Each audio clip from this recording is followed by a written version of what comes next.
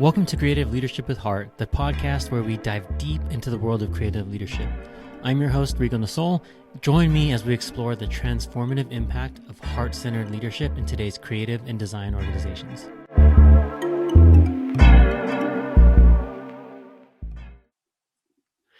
Hey, what's up, everyone? Welcome back to Creative Leadership with Heart. Today, I am talking with Adrian Pittman. He is a product design leader, formerly led teams at Google and LinkedIn, and he's currently at Cash App. If you haven't heard of Cash App, you're probably living under a rock, but they're in financial services. They do things like peer-to-peer and crypto trading. Adrian, thanks for taking the time out of your day to be here. Absolutely. My pleasure. Happy to be here. Yeah, and so let's just get into it. If you can tell us a little bit about yourself and your journey as a creative in design, what attracted you to design? How did you get to where you are? I'd love for folks to just get an idea of your journey. Sure. The short version was I got into design through illustration. I was a commercial illustrator and had always loved drawing and painting and thought that that was going to be the thing that I pursued. And then I learned that, there's no money in it. So, so I, I started to explore other avenues. And about that time, as the web was becoming a more critical part of a lot of businesses' strategy, I was getting asked to do a lot of like, hey, this great design that you did, can you also do it on the web? And so I taught myself how to do, HTML, CSS, real basic stuff. And that actually got me into coding, where I started doing like ActionScript, Cold Fusion, doing a lot of front end style work. And so for a while, I was a designer engineer. Eventually, the tech stacks evolved to the point where most companies required that you pick a lane. You couldn't do both. And so I decided that lenting code for the rest of my life, fighting with, bug bashes and things of that nature wasn't exactly where I wanted to spend my days. So I just went ahead and pivoted all the way into design. And that was about the time that it started to become an industry, much the way it is today, where, product design for mobile in particular was coming up. So it just was a natural evolution. I just sort of made the next obvious choice each step of the way.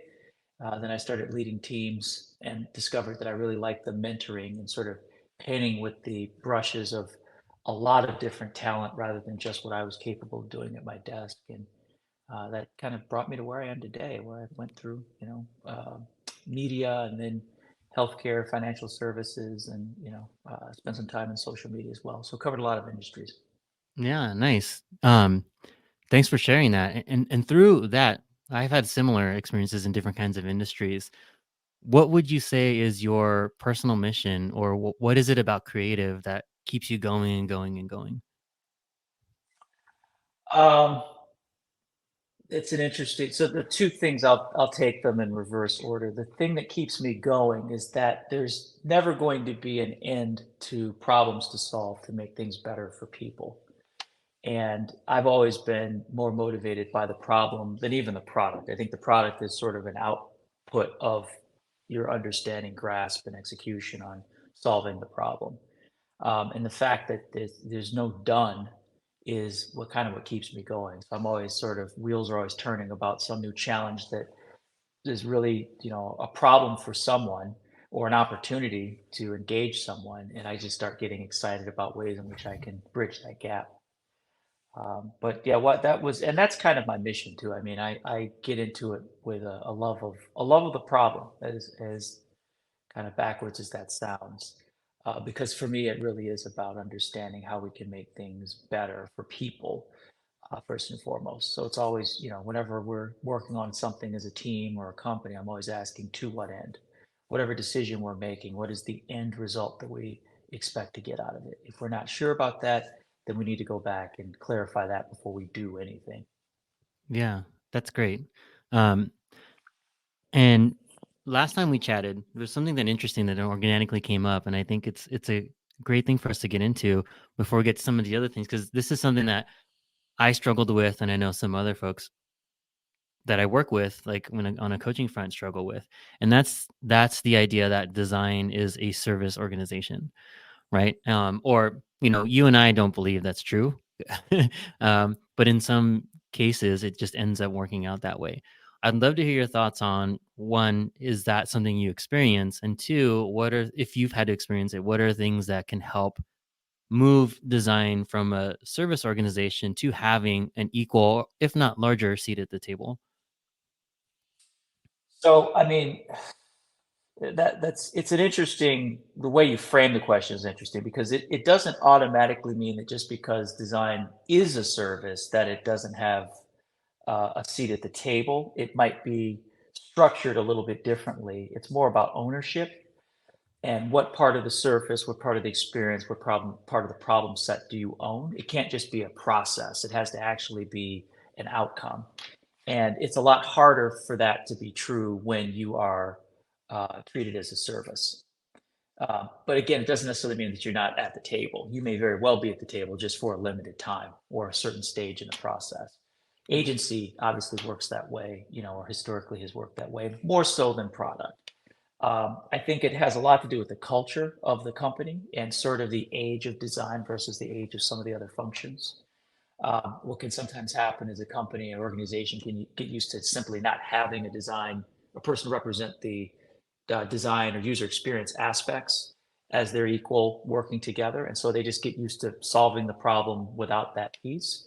And then there's a sort of a recasting that has to happen when suddenly design is available, pulling them into the discussion, reframing the process and the methods so that you can engage design earlier and throughout the process. And that can sometimes be an evolution. I've also seen companies that have, because out of necessity, have started evolving the other way, where design was you had for each individual key vertical remit, you had a POC for design, but there just aren't enough bodies. Perhaps the team has shrunk, they have backfill that they're not able to fill at the moment, and so they've started to move back in the direction of, uh, you know, a more service oriented model. I can't say that one is totally worse than the other. I would prefer to be there at the beginning and all the way through. I think that continuity is helpful because design is a strategic function, and it's easier for a person to cognate the challenge and really get embedded in understanding the challenge. But it has pluses and minuses because the other side of it is that it creates verticals that, can sort of verticalize and silo knowledge sharing or knowledge gathering, which can make it very difficult for the product organization. So, I think that really what it boils down to is making sure that design is co-owner in the problem and solutioning for the problem, and that they're brought in at the beginning with everyone else. When it's first introduced into the organization as a strategic priority, there should be a design perspective just as much as there is a product or or marketing perspective as well. Otherwise, you are effectively just a part of a process, not a part of a solution set. Yeah, that's a great way to put it, right? The design perspective, because I think that's in some cases what's missing from some organizations, right? It's almost like they throw the ball over the wall, right? So like product managers are like, hey, we have this thing, we already have an idea of what we want to make, and then we'll just throw it over the wall to design so they can. And this is, you may not like this analogy. I don't even like using it, but I'll use it so we can all understand. It's like we'll throw the cake over the wall for the icing and the toppings, essentially, right? Yeah.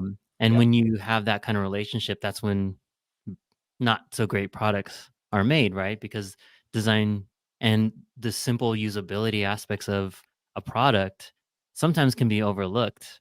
And that's the perspective usually that design will bring in, is like all this other stuff can be noise. And do we need it all? Because we're essentially trying to go from A to B.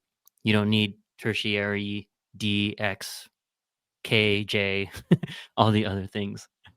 Um, Yeah. No, just to strain your analogy even farther, we used to say it's like, working on the frosting before you've baked the cake. And so what you'll see is it's like, oh, I want to see, and I see this in the industry. It's a thing that it disturbs me more the more I see it, is this notion that high fidelity, as if real comps are where you start. And a lot of teams don't work in earlier, lower fidelity frameworks. They're talking to leadership with finished frameworks where the thought processes are not aligned with the fidelity. Um, And so as a result, you end up making decisions because it looks good, but not necessarily because it's the best, most operable solution to the problem. And so that's why you see like these really pretty apps. There's a lot of really great, proposed solutions out here operating as applications and products. But in many cases, when you get into the weeds on the day-to-day operation, they don't work all that well. Or Mhm. there's key areas that are just obvious blind spots. It's like, how the heck did they miss that? And I think that happens because you're starting at high fidelity too early. Because again, the idea is like, well, we already have the answer to the problem. We don't really need to think about it anymore. But again, design is a strategic function. It's all of that thinking and that analyzing and that decomp that happens before the final high fidelity production is done. That's the real work that design is responsible for. The pretty stuff is at the very end. That's the easy part once you've actually taken care of actually solving the fundamental problem and establishing those frameworks. Yeah, that's a great point. And one thing I'd want to ask you is, I know I had earlier in my career I had to struggle with this. Is I didn't want to put what maybe looked like half baked designs out because it wasn't represent a good representation of my work. So for you, I don't know if you struggled with this, but I'm sure you ran into it with people that reported to you in your career. How do you balance that where someone's maybe earlier in their career desire to put out quality work versus to what you said is lo-fi initial comps will help vet the entire thing much better, much quicker, as opposed to high fidelity polished round one versions of stuff. So how do you help, or what advice would you give folks that struggle with putting out not their best work, but in the vein of put out early and often? Well, again, I mean, what is quality? It can be subjective if it's not nailed to the floor with a definition. And I think a lot of times that's the biggest problem is that there's this shifting understanding of what quality is, both by function and also by level. And craft, as I like to say, craft is what ships. So it's not enough that one part of the machinery work really well. The whole thing has to work all the way to execution. So if it's really pretty in this high fidelity version that we saw when we were all considering it as a concept, but the realized version of it is rough and ready because it's been degraded and de-res because of all these concessions that we've had to make just to get it produced, cutting out priorities and deprioritizing really important things for the user just to keep it cheap and fast. That's not craft. And I think a lot of organizations could benefit from just a resetting of an understanding of like everyone owns craft. Craft could be design led, but it's not design owned. And so you can't have craft if engineering is laden with tech debt and they can't build the solution that they need to build because the infrastructure isn't there, or product research is not the design research is not given the opportunity to actually bring in insights and synthesize a subset of behaviors or a target that we can measure against from a experience perspective. Like all these things matter, right? Hmm. And a lot of times those things are out of alignment. That's really what has an impact on it. So then, back to your analogy, as an individual, I see you are no longer able to feel like pride in your work because you're like, well, yeah, the version that I got agreement on initially looked like this and it was beautiful. And we all thought it was going to be great and had all these features and things we wanted to do. But the version that launched that you can actually see when you go to the URL or you download the app is a lower level version, a lower fidelity version of that original idea. And so you start to feel really bad about losing those battles all the time. But again, if you go back to the fundamentals, it's what is craft, what is quality, that has to be defined at the top because that's the only way teams can horizontally orient towards a common goal and a common bar and hit it consistently every time. And so therefore it's often not your fault. You'll feel like it's your fault, but it may not always be your fault, right? You Yeah, may not have yeah. been had any ability to influence it whatsoever because the problem was upstream of you. Yeah, I've run into that a lot. It's like the MVP. You keep getting an MVP. Like let's just get something out. And then yeah, to your point, all the concessions are made, and then what you started off in the beginning had lofty goals. Now is like a shadow of what that was. Um, Yeah. The goals have to be realistic, though. I think the other, the opposite end of that is that, design will kick out something, or the aspirations are far beyond what's needed. It's mhm, like, oh, wouldn't it be great if we could build this thing? Well, does anybody actually need that thing? Does that solve an actual problem? Because we're not doing this, to satisfy ourselves and our creative influences. We're doing this to actually help people, have better experiences or have better outcomes or whatever the goals are. So a lot of times it's, the conversation I'm having with my teams, and I did the same thing when I was in IC, is ask it questions, which is the principle of just like, okay, look at the thing in front of you. Like when I was a painter, I would step away from the canvas every so often just to look at the whole thing. Did those brushstrokes that I added, do they fit with the rest of the image or not? Is there anything that's out of alignment or imbalanced? And you have to step away from the work, take yourself out of the work and your attachment to it perhaps, and look at it objectively. Say like, okay, look, I'm putting it up for crit, but I'm also critiquing it myself. And like, if I do this, what happens after that? What happened right before the thing that I'm designing, right? Am I setting people up for success? These are questions you can ask to raise the bar of your own work. That way, if you are showing something that is not the version that went into the product, but it's the version that you believe in, that you're convicted about, you could describe and speak to those convictions in an interview when you're talking to someone else about the project or whatever, because you have thought about it. And that's evident. Your thinking is evident in the work and also in your discussion of the work. yeah, that's amazing. Thank you for sharing that. I know it's a challenge that people go through. And pivoting to that, what is a challenge that either you're facing now, or maybe the biggest challenge you faced in your career so far? That's a It's an interesting question because there's a timely version of it, which is just companies are a lot of the large organizations that have historically maintained, very large staffs with, well-resourced and equipped teams are finding that they have to tighten the belt a little bit, or maybe a lot of it, to still get from A to B, and maintain profitability. And so that results in layoffs. And I'm sure there you throw a rock, you know someone that has, either themselves or people that they know directly within their cohort that have been impacted by that. I think that the realization is that there are a lot of really talented people that are being laid off. And if it were a matter of performance alone, then it would be, a little bit more, it'd be a little easier to take. You'd be like, well, at the end of the day, this was like they were cutting off the lower performing aspects of the organization. But that's not what's happening, like at all. Mhm, It's yeah. a mixed bag across the board. And so that has a direct impact on morale. And so if you're leading a team at a company where a lot of design leaders, particularly middle management, they don't really get the choice to say, I don't want to let anybody on my team go, or I can't afford to let anybody on my team go.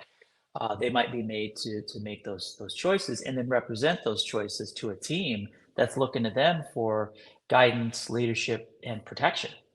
And so being a leader in this time right now is really, really stressful, and it weighs on me to I've only fortunately had to deal with layoffs maybe twice in my career, and that's just luck of the draw, where I moved on before layoffs happened, or I just happened to be in an area that wasn't targeted for them.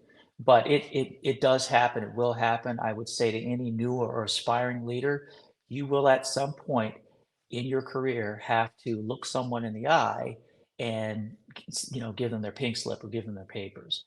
It's really important to maintain your sense of humanity when you do that.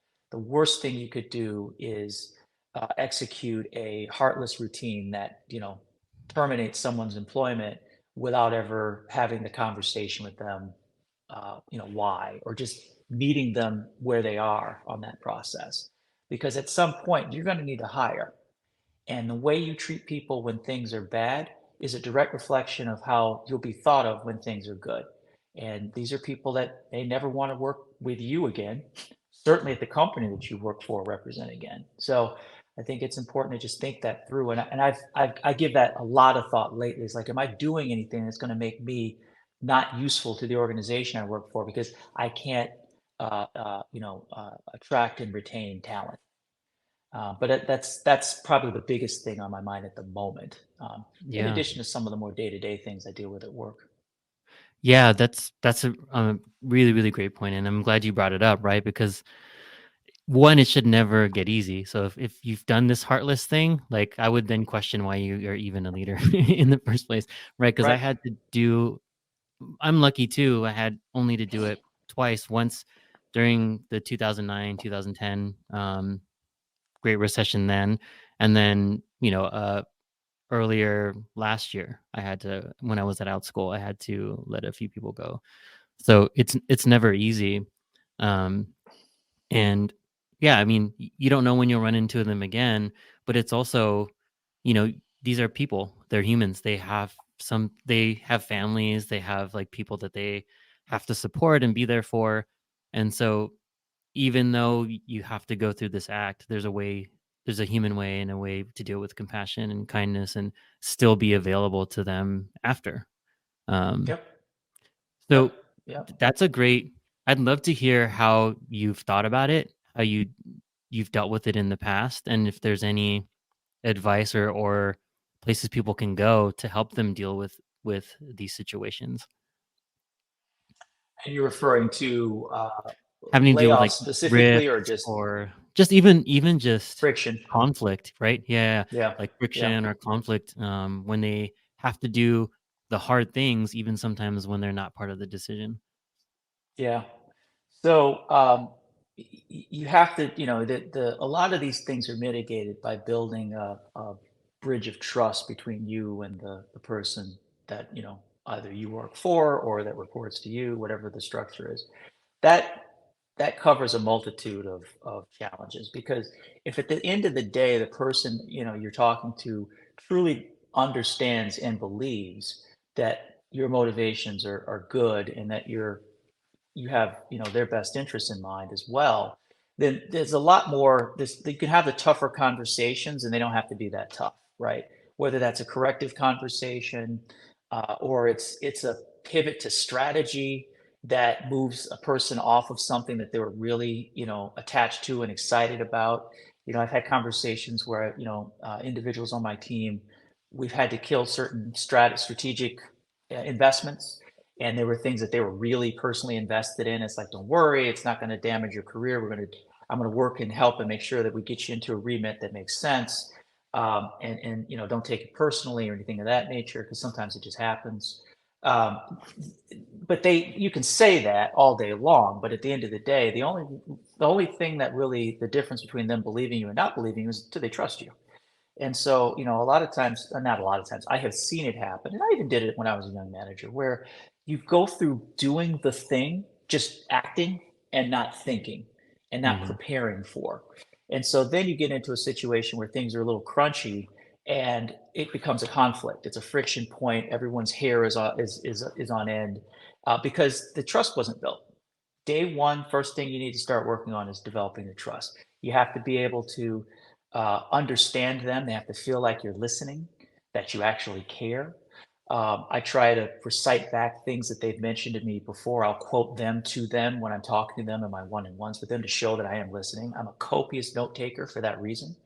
I give credit where credit is due. If an idea that I came up with was inspired by something that someone else on my team said, or someone else said somewhere else, I always try to cite the source, right? And then I always try to give recognition when there's really cool things that they're doing, because in some cases, that might be the way that you build trust with them. Everybody's a little different. You got to understand their love language, but that might be the way you build trust with them. They're like, this person sees me, they hear me.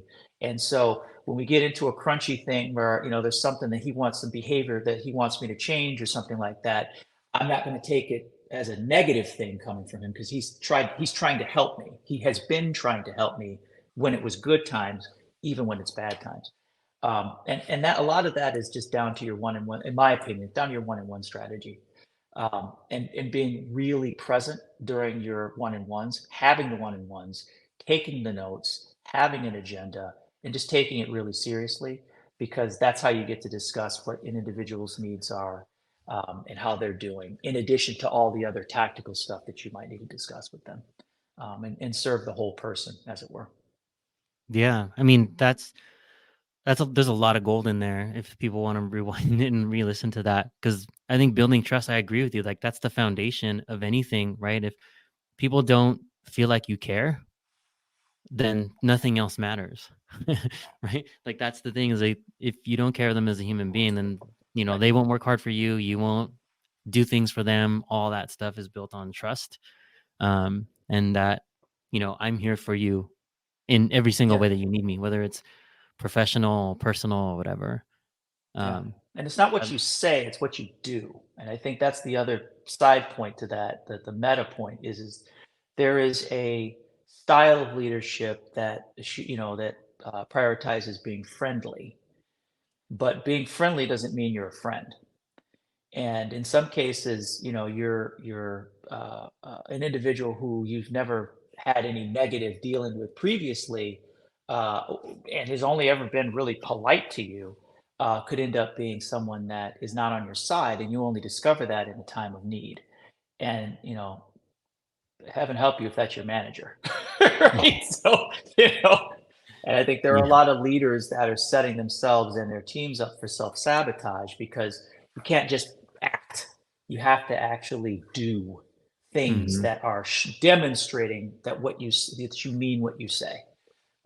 And yet, in some cases, that's advocating for a person in their absence in a conversation with your colleagues or up channel for the sake of their career advancement. That's happened many a time.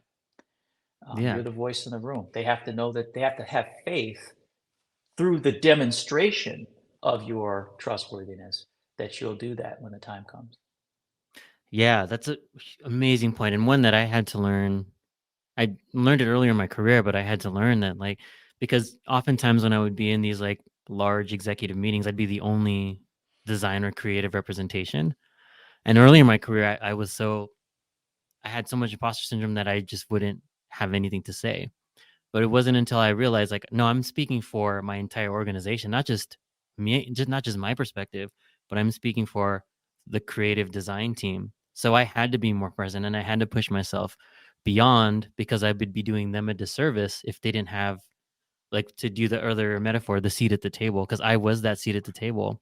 And if I wasn't earning their trust and representing their perspective, I was failing. So it's so important for leaders coming up to realize they're much more. When you're in a meeting, you're representing much more than yourself. You're representing everyone else that is following you and everyone else that doesn't have that voice or that seat. Um, I share this thing from Carla Harris. It's called the relationship currency. I don't know if you've heard of that, but I love it because she talks about how everything is about relationships, right? And so, like you said it well, is when you're not in the room, who's the one that's advocating for you? Who's the one that's speaking up for you? And who's the one putting the vote of confidence in you, right? When the layoffs are coming, who's the one to say, like, oh, I know Adrian. Adrian's amazing. He did these things, right? If you didn't have those relationships, no one may mention your name. So it's important for leaders and individual contributors to know that, like, building those relationships, those foundations are important for us as people, just to connect in general, but even for professional development and to grow in your career. Yep, and know Mm. it'll work for you. I mean, I can't stress enough how your usefulness to the company is goes through the floor if no one wants to work for you. They might as well just lay you off because if they're like, oh yeah, I was going to take that job, but then I met the guy that I was going to be reporting to, or the person I was going to be reporting to, I don't like them at all, right? And then Mhm. I did a little research, and their reputation is trash, right? Like to your earlier point, why be a manager? Why be you can go do something else because you're not helping anybody. And right now we have a lot of companies that have a lot of managers, quite a few of them are in the middle, but at the top that are making some decisions that are going to have negative consequences on their usefulness in the future. The way they treat people when they, terminate their service, again, not because they want to, but because they have to. But the way they go about doing it is setting up an expectation of when things go back the other way and they can hire again, what kind of talent they're going to get. They're not going to get the AAA talent. Those people are going to avoid them like the plague. So it's a very small world. This industry is Mhm. not that big. It's not that old design from a product design perspective, and it's not that large. Yeah. So I you're was probably 6 degrees from everybody you'll ever report to. yeah, and it's interesting because I saw a Forbes article this morning that said somebody did like a poll of like 6,000 people of like the 200,000 something that got laid off, and like Mhm. 86% of them said they would never go back to the company that laid them off. I saw So I that mean report that's too, actually. telling, right? Like Yeah. Yeah. 86% of people. So yeah, imagine the folks at Better.com who what was it? He just had like 2,000 or 3,000 people on a Zoom call and said, Yep. "Hey, if you're on this call, you're no longer working here." Like Yep. that's terrible. And I know we That's not could the way go to do it. Yeah. on and on about this, but I want to move us on to some more advice and some mentors. So we talked about relationship currency, um, and I'd like one thing that I value and that I endorse is mentorship. So for you, who are you don't have to name them, but like what did they perhaps you can describe what it looked like, but who are some mentors that had impacts on you and how do you think that shaped, if it did or didn't, your career and where you are so far? Interestingly, some of the people that have taught me the most weren't even formally mentoring me. There was just my interaction with them was very educational. Things they've said and done, things of that nature. I remember when I was first getting like like stuck into the design industry, and transitioning from illustration. And I was at a fairly early stage in my career, and a lot of the work I had a percentage of my work that was like synthetic. It weren't actual projects; they were projects that I sort of initiated to demonstrate my process and methodology and thinking. Um, but I was perfectionist, and everything wasn't exactly the way I would have liked to have seen it or would have liked to have done it, and I was still working on it. And I was showing it to this gentleman who was he was the creative director for an agency that I was applying for a position at, and he stopped me in the middle. I was apologizing, like, well, this is good, but I could definitely see how you could move this forward, or these colors are things that I really think are a good color combination to use, but I also want to try some of these other things in the future. And he stopped me and he said, you know, your work's really good. You don't have to keep apologizing for it. And I realized that we have a tendency, and it's not in all things. It's typically in specific areas to be really, really like aggressively critical of ourselves. And it's not to say that we should just like everything we do is perfect the moment it comes out of our head, but there's a certain point where it no longer is productive. And as you get more experience, you start to learn where that is. It's true as a leader too, because there's a certain point where there's a certain level of critique that's only going to tear the person down. It's not actually going to accomplish anything. You just have to let them figure it out for themselves and give them the room and safety to learn and make mistakes. Similarly, what I really learned in that moment was that's true for yourself as well. There's a point where it's like, look, nothing is ever going to be perfect. You can pursue perfection, but you'll never achieve it. So if you're going to critique yourself under the auspices of it didn't meet perfection, none of it's going to be good, and you're just going to burn yourself out. And it was just a passing thing, and it relaxed me once he said that, and I was able to go through the rest of it, the presentation, in a more conversational way. But it was always a formative moment that I just always remember. Yeah, that almost dovetails perfectly into the next question is like, we got to wrap up here soon because we're running out of time. But what is one piece of advice you'd give? And you gave tons, don't get me wrong, you gave tons of advice in this one, some great stuff if people want to go back.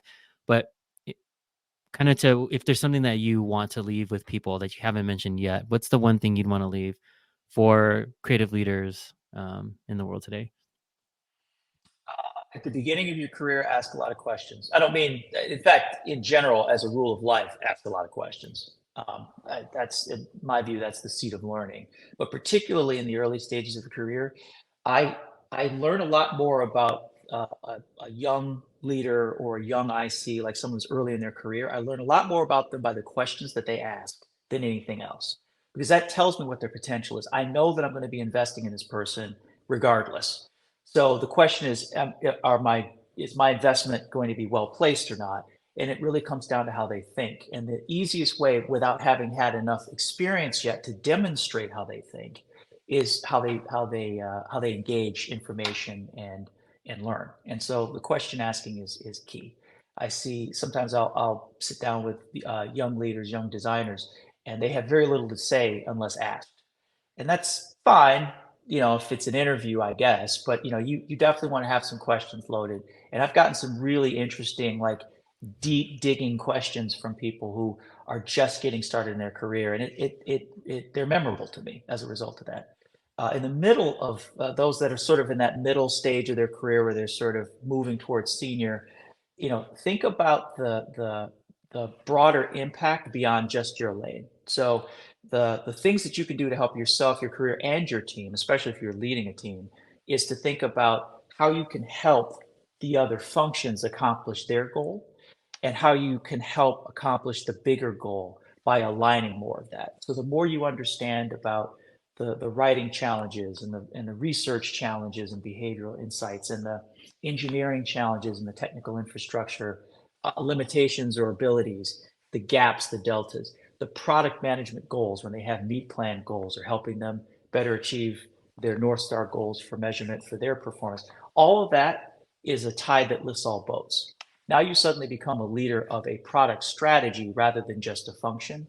And that's really where you can have the most impact, both again for your team, your career, and the organization that you're in. Wow, thank you so much for sharing that.